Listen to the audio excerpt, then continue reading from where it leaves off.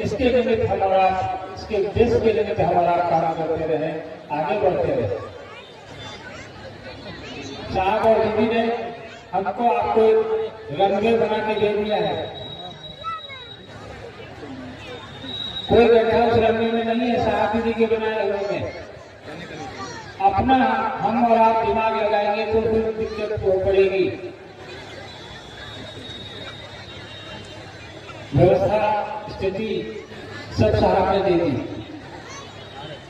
हमको आपको चाहिए कि बगैर अपना दिमाग लगाए साहब के बताए उस रास्ते पे, साहब के बताए हुए उस महादेव के गुरु स्वरूप से अपना जुड़ाव सुनिश्चित करें। तरीका भी साहब ने समझाया है, तरीके में कोई बदलाव होना नहीं है, धरती पे कोई दूसरा साहब आना नहीं है, धरती पे कोई दूसरी दीदी आनी नहीं है, सब वही रहना है।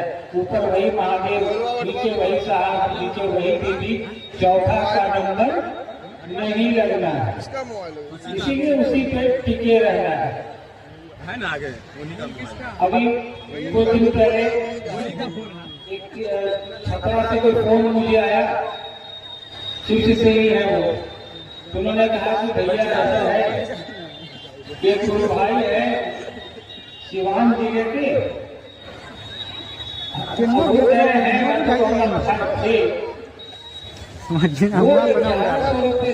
लोगों को बेटा देते हैं। ये तो बहुत बढ़िया बिजनेस है भाई, सस्ता चल रहा है। साहब ने कहा कि शिव के शिष्य को मांगना है तो महादेव से मांगो, आदमी से मांगने की प्रवृत्ति बंद करो, आदमी खुद नहीं दे सकता। और मजे की बात कि जो 1100 रुपये लेके देने का दावा करते हैं उनको खुद पुत्र नहीं है,